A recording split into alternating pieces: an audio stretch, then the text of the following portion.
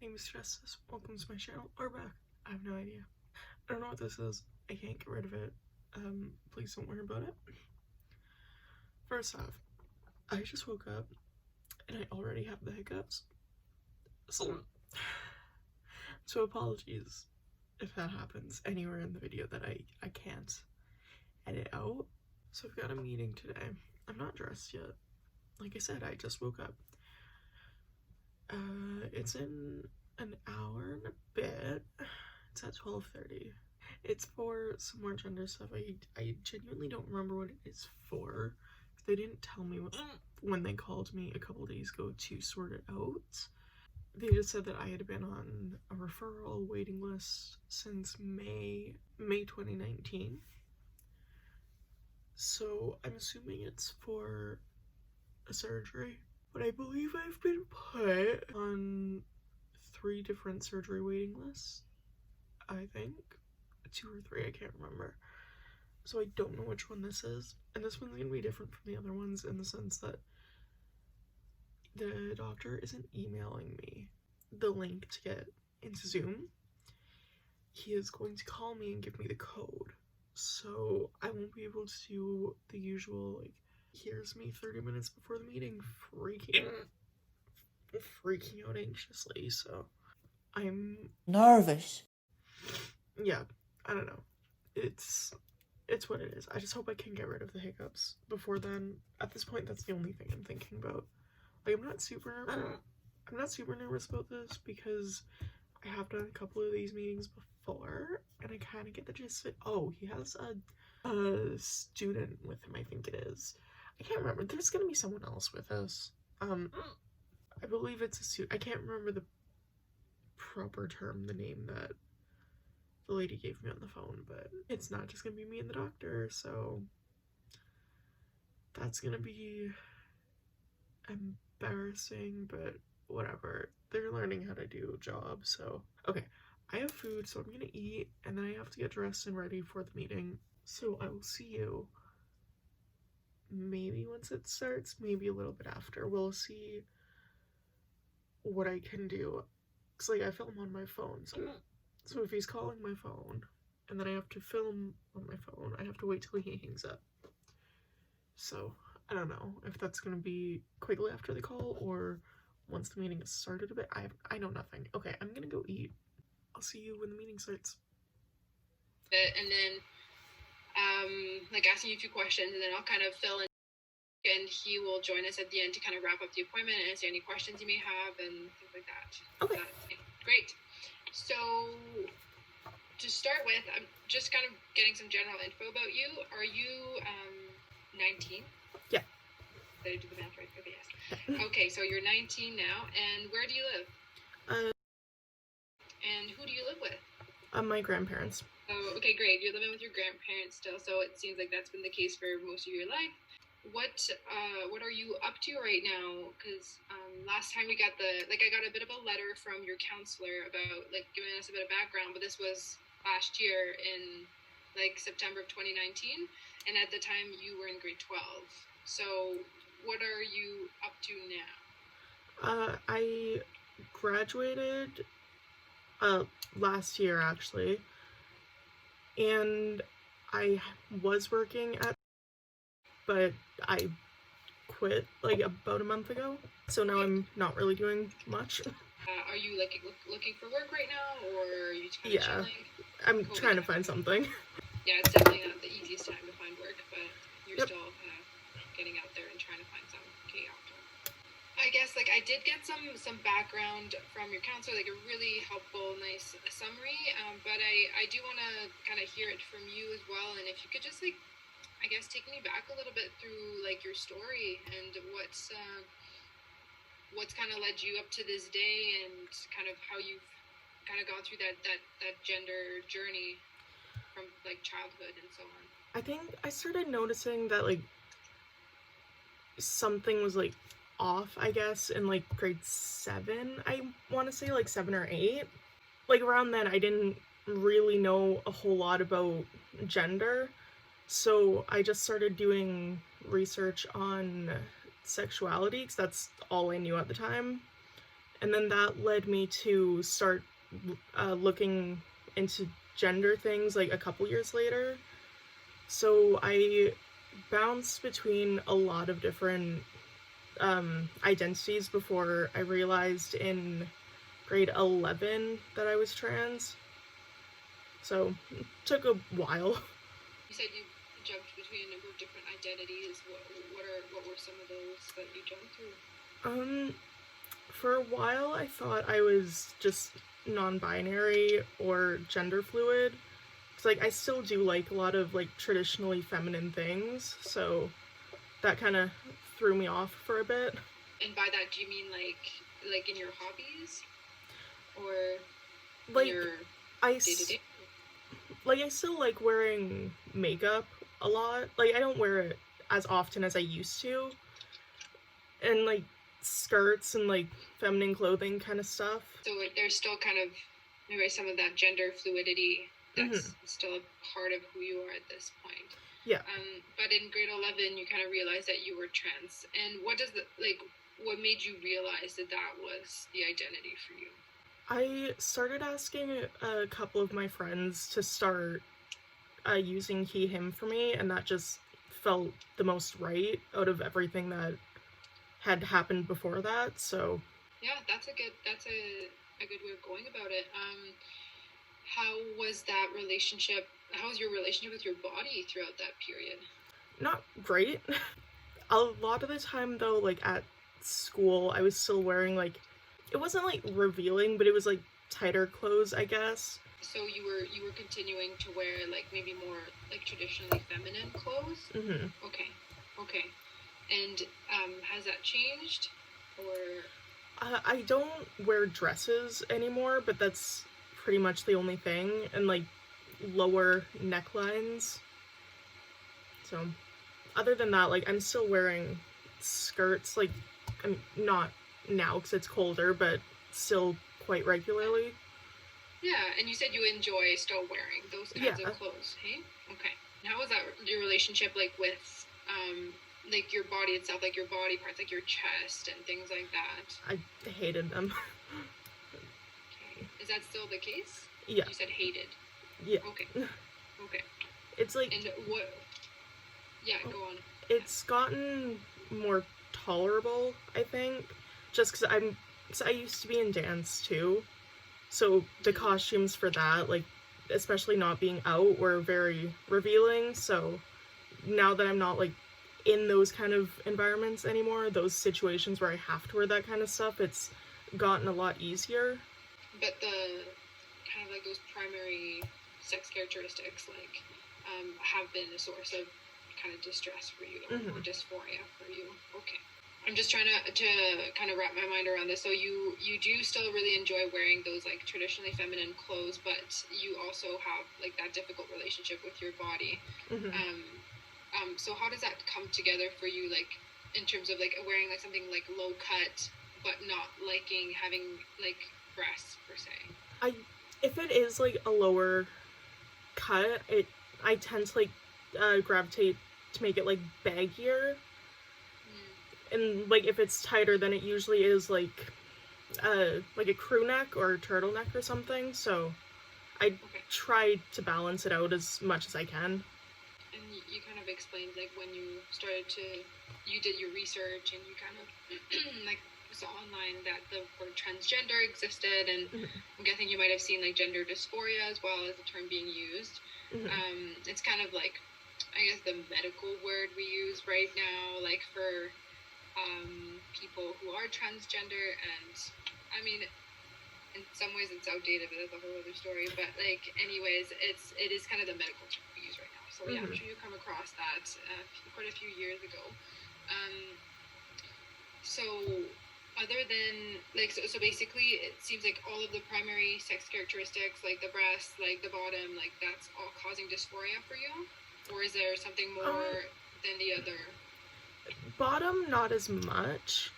Like, with that, it really, like, I only get dysphoria about that, like, during, like, the time of month, essentially. That's it. But other than that, the bottom's, like, pretty much fine. So you said you told your friends in grade 11 to start using pronouns. Like, how did that social transition piece go? It was okay.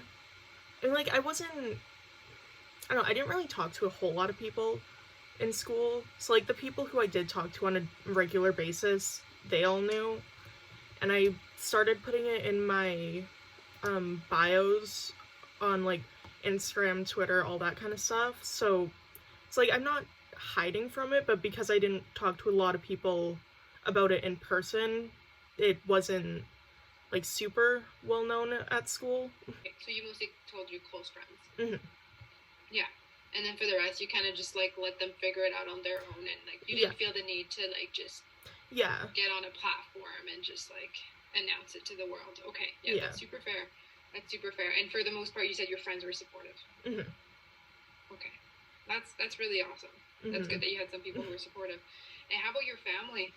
My mom knows that I'm doing all this, but I haven't talked about it to my Nana or Papa yet. It's like anytime I've brought it up with my Nana, she's just kind of brushed it off, saying that she doesn't understand it, and then the conversation ends. So is that something that's kind of like weighing on you, or? A bit, but at the same time, I've tried telling her like 3 times already, so at this point I've kind of given up. Like, she's not gonna understand, so. That's difficult though, right? Because those are the people that like raised you and like that you live with and stuff. So that's tricky. It's tricky, and there's that generational piece, but like you still, wish you could bridge that gap somehow. Yeah. Yeah, and I'm sure that's something maybe that like you can continue to broach with like the counselor you're seeing, and like try to keep navigating that as you continue to progress in your journey. And your mom knows, you said. So, what's your relationship like with your mom at this point? We're close now. It was like a long trip to get to the point that we are, but like it is at a point where if I wanted or needed to, I could move in with her. So. And your mom's doing well at this point? Yeah. Okay, that's good to hear. That's really good to hear. And how has she been with like you making part of your transition? She's supportive. She's brought it up with me a few times. Like, I haven't brought it up directly to her. She's just noticed like my flag and like online and all that kind of stuff. So she was the one who actually started the conversation. And from there, I told her that like I was doing these meetings and that it was like in the process of working, and she was really happy for me. So that's really awesome. That's really great. That's really, really great. Okay, well, I'm happy you've got some supportive people in your life. That's a pretty key piece for a lot of folks. How about in the workplace? Like, was there any kind of reaction, or did you like announce anything to the workplace, or like? Never told them. Like, one worker knew, but that's just because like we became friends outside of work, so she saw like online and everything. But she was a friend, yeah. Yeah. Okay, but otherwise, there's no knowledge there, so that doesn't matter then. Okay. And so I'm wondering, what have you done so far in your transition, other than kind of like that social transition piece, like changing your pronouns and changing your name, I believe, right? Or yeah, we just got the paperwork done a couple months ago, I think now, to change my name and my gender marker. But okay, do you mean like with the government? Yeah. So you just filled out that paperwork? Yeah. Okay. Well, that's exciting. Wow. Wow, so it's kind of pending now? Yeah. Okay. I know that takes a little while, but that's still kind of exciting that it's coming. Okay. So other than that, have you started any kind of hormone therapy? Not yet. Okay. What are your thoughts about that? I want to, and I'm pretty sure I have a doctor's number to like try to call, because she's tried calling me, but it's just this game of phone tag, so I haven't been able to get a hold of her yet. But that's been in the process for a while now. Yes. Yeah, I believe you do have number. Mm-hmm. Yeah, and they're super, super wonderful. Mm-hmm. Yeah, they are amazing. But yeah, all in due time, right? Like you do things at your own pace. So is that something you're open to doing in the future, or Yeah. is that something you want to do? Mm-hmm. Okay. Okay. And what at this point is kind of like your hesitation? Mostly just that I still live with my grandparents. It's like I haven't talked to my papa about it at all, and I'm not sure if he would like understand or anything. And then the situation with my nana, so I've kind of been waiting to move out to like start pushing for it more. That's fair. That's fair.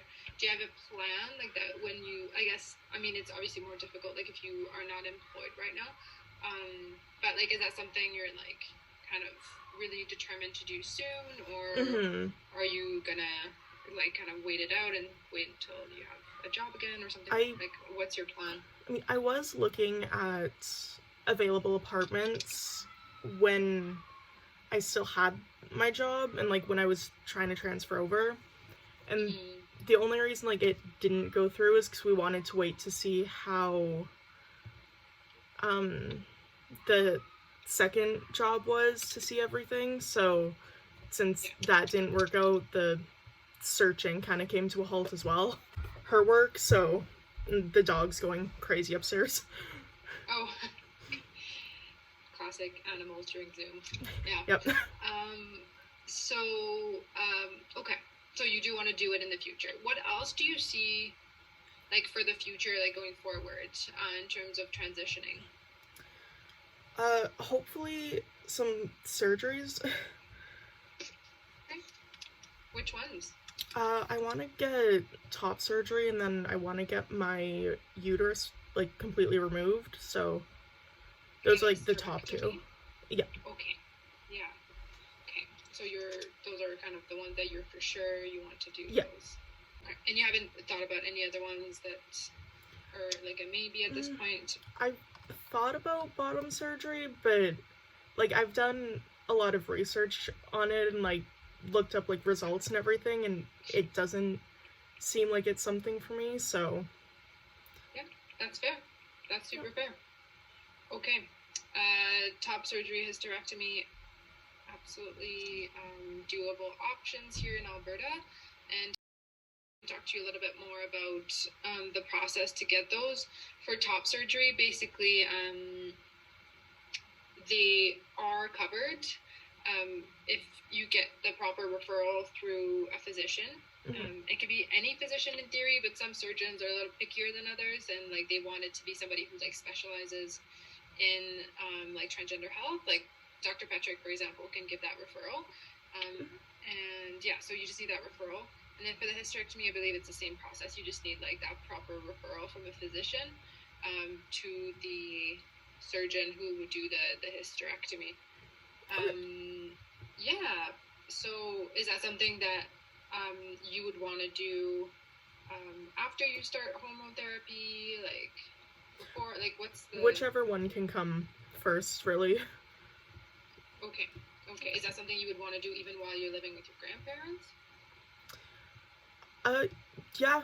If I could like talk to them about it and make sure they understand what's happening and everything, then for sure. I believe the requirement for top surgery is that you have to be on hormone therapy for a little bit before getting it done. Okay. But we can clarify that for you in terms of the prereq. So yes, and something else that is important to explore when we're talking about hormone therapy and those kinds of surgeries is like any desire for biological children of your own. No. No? And you're pretty certain about that? Yeah. Like, even before I kind of started questioning gender and everything, I was pretty confident that if I did ever have children, they would be adopted anyways, so... So, kind of, just kind of to give me, like, a more broad picture of just about you, I was reading the letter, and it sounds like you've struggled with some anxiety in the past? Yeah. How has that been going? So you're not seeing a counselor and you're not on any medications right now. So how are you coping with those anxious feelings? I've when they been happen? writing a lot because like I write poetry like when that kind of stuff happens or if I just can't like express anything. So I've been writing a lot more. Good for you. That's a really really nice coping mechanism. That's really great. And is anybody like that you feel comfortable talking to about these things? I'll I'll bring it up like vaguely with a couple of my friends just to kind of let them know like this is what's happening. So if I seem like out of sorts, then that's why. But other than that, not really. How has your mood been? Kind of kind of numb, I guess. Like there hasn't been a lot of feeling lately. Like how has the gender dysphoria stuff affected your mood, do you think? I'm honestly not sure. That's okay. It cut out. We essentially, I don't remember where we ended here. We talked about mental health a lot. I've been having a lot of trouble sleeping lately because, you know, anxiety. We talked about getting back on medication because I used to be on medication for anxiety. This is a weird angle. I just realized the mirror's there. Has it been there the whole time? I don't know. Anyways, I don't want my storage to run out again because that's what happened last time and I just had to offload like half my apps. Anyways, it's not done. We talked a lot about surgeries, hormones, all this stuff. I do want to start that stuff like soon, like as soon as I can. The only issue is I'm not out to my grandparents. And I live with my grandparents. So I need to talk to them and be like, hey, this is something that I'm doing. You're just gonna have to deal with it, whether it's here or if I move out, whatever. We talked about getting back on medications. Apparently, this isn't common, but apparently there is a liquid form of anxiety meds. Because I have trouble swallowing pills, and that's why I stopped taking meds last time. Because, you know, gag reflex and I got sick. Anyways, that might be a thing. I might do that. If I can do that, that's fantastic, because I need that. I mean, the whole reason I filmed this is so I can remember what we talked about. So I don't remember what we talked about for like the last half hour that this wasn't working. It was just a lot of mental health stuff. We talked a lot about some things that are gonna get cut from this because I don't want to share it with the internet. Yeah, I don't know. It was kind of basic. I feel like it was stuff that I've already talked about in different videos with different people who have talked to me about this. So, yeah, anyways, there's gonna be another meeting. That was the student, I believe. So she is going to be talking to the actual doctor, and then they're gonna call me again. We're gonna have another meeting, and I'm gonna talk to the actual doctor. Blah, I'll be back. It's generally okay, but in the past few weeks, it's been a bit rough. Okay. And anything that you can kind of pinpoint in your mind that's really set things off for you, or? Not really, like nothing to set it off. Okay. And you were briefly put on, or I don't know how long, you were put on a medication called citalopram or Celexa, but then developed a bit of an aversion to taking the pill, hey? Mm-hmm. Okay, all right. How long were you on it roughly? Do you remember? It was less than a year, but that's all I remember. Do you remember? I mean, that's still a reasonable amount of time. Do you remember any change or improvements in either anxiety or mood when you were on it? Nope. Not so much, eh? Okay, all right. Any questions that you have for me at this point? Nope. And with how you see things moving forward, from a medical side anyways, with regards to sort of like gender and transition and stuff, like where do you see things going, and what sort of timelines do you have in mind when you're thinking about it? I honestly don't have that much of a timeline. Just like Sure. As soon as I can start things, then. Well, and I'll let you sort of know kind of our take on it a little bit, or my take, and sort of what I can sort of hopefully help with over the years, that kind of thing. I'm never going to kind of push you in any one direction. I think you've got to be completely ready to take each step. And as you continue to get older, there might be some subtle changes here and there with how you're feeling and where you kind of settle. And so I think just sort of taking the time to really explore that and make sure that you're feeling it at each individual point is what we need to do. the first step would probably be looking into the hormone aspect of things. And even when we're talking about things like top surgery and stuff, the plastic surgeons usually like you to be on things like testosterone or hormone for a little while first, just because it changes the musculature a little bit. And I think the big thing is to make sure that some of the other masculinizing effects of testosterone are what you want as well. So I think exploring that with an endocrinologist is important as well. I certainly want to help with the dysphoria from the female side, but the last thing I want to do is create dysphoria from a different direction as well. We want to make sure that you kind of are going to be happy and satisfied with what's going on, because then the path is different for everybody. Not everybody wants every individual surgery. Not everybody wants all the different effects. And so it's really trying to figure out and tailor it to what you feel is going to be best for you. And then as the hormones are being looked at, that's when we can kind of start to make referrals to things like a plastic surgery, because it sounds like the chest area has been a pretty just sort of long-lasting dysphoria for you, and been pretty consistent. So I don't want to wait too long to make that referral, because they do have a long wait list with regards to the plastic surgeons to be covered through healthcare. But at the same time, we want to time it so that you've been on testosterone for a little while as well, if you head in that direction. So, so how long would I have to be on testosterone before, like, we would get the referral or anything? I'm usually pretty quick. What I typically would do is, pretty much when you start on testosterone, or at least sort of that it's really in the very initial starting stages of it, I'd make that referral for a top surgery right away at that point. I wouldn't wait for you to be on it a year or two. I'd make the referral kind of right as it gets started, because by the time you actually see the surgeons and it comes up for surgery, you're going to have been on it for a year or two by that point. So I don't want to kind of double the time that you're going to have to be on it. But if we sort of aim to maybe initiate some of that stuff as you're talking with the endocrinologist about what to do hormone-wise, would be when I'd be looking to make that referral. Okay. That makes sense? Yep. Okay. Any other questions surrounding that or anything like that? No. Okay. And now, from a general psychiatric perspective, watch how the anxiety goes. I mean, if it's becoming a big problem for you and it's really impairing your ability to kind of sort of function day-to-day work-wise and sort of home-wise, that kind of thing, it might warrant trying something else for it. And I were talking, I mean, there are some pharmacies that have the ability to compound medications even in a liquid form. It just depends on what kind of coverage you have, or if you have any coverage. I'm not sure what the cost would be for that. It's more of a pharmacy question than it is sort of for me, but there is that option if we need to.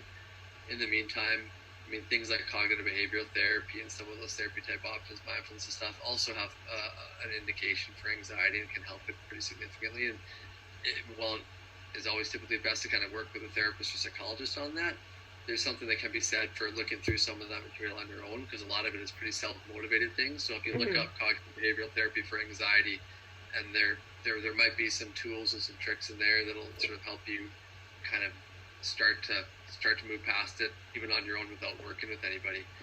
So looking up books, even typing that into Google or Amazon, you'll come up with some material that are probably going to be helpful for you. So you can kind of start with that, but if you do sort of want to look at some of the medication options and stuff, I'm happy to kind of work through that with you as well. So once I've seen you the first time, not hard to book in after that, call a week or two in advance to get a follow-up appointment without much issue, typically speaking anyways. And so as you feel the need to, just book in a follow-up visit. Otherwise, at the latest, I'd say kind of book in with me when you're kind of planning on seeing when you have an appointment with the endocrinologist for the first time, because that way we can talk about the surgical stuff. But yeah, I guess before that, if you need to talk to me before that, book in sooner. Okay. If you haven't heard about an appointment with the endocrinologist, it'll be Dr. I'm referring to. If you haven't heard about an appointment with her within a few months, at least have a date anyways, let me know and I'll make sure that everything went through on our end, just because sometimes things get lost in the shuffle or they don't receive the fax, that kind of thing. So I want to make sure that you're following up on it. I don't want you to be waiting 3 years and thinking it's in there when it should have been way before that. So you should at least hear an appointment time probably within a few months. If not, let me know. Okay. Any other questions? Nope. Okay. Well, once again, thanks for doing everything this way, and we'll talk again in the future. Okay. All right. Have a good rest of the day. You too. Bye. Nice to meet you. Oh my gosh, I cannot get my camera. I zoned out for a bit. I don't know if you could tell, but there's just a moment that shaky. This is why I filmed, because I didn't hear a solid, like, minute at least of what he was saying. Yeah, okay, that's fun. It kind of sucks, though, because everything that I've heard about getting on hormones has been, like, with this one person who is just not returning my calls. So I don't know how to do that. I will have to find, I don't want to say the name because I don't want extra editing, but the name that he was talking about towards the end, the endocrinologist, I will have to find that person. I'm gonna search right now to see if I can find, because if I could, that would be fantastic. Oh, did I find it? Maybe I found it. Who was I just talking to? Okay. What do you do? I want to know. Oh, this doesn't tell me anything about this person. Uh-oh. Oh, that's in Ohio. I was like, I found another one. That's not even in Canada. Okay, so I think this one is it. Or is it you? Anyways, I have research to do to find the right person. I couldn't get you up on the tripod. I didn't want to, like, I feel weird about them knowing that I'm filming, so anytime I have to, like, reach over to do stuff, I get awkward. So I was just trying to find a way to film without them finding out, like, I'm filming. Like, have fun. So yeah, that's what happened today. Yep. Oh, that's dentist. The second doctor I found is a dentist. That won't help. Okay, anyways. Thank you for watching. If you like this video, please give it a big thumbs up. That would mean a whole lot. And if you want to see more of my face whenever I upload next, please hit subscribe. That would also mean a whole lot. Thank you guys so much for watching, and I will see all you whenever I upload next. Bye.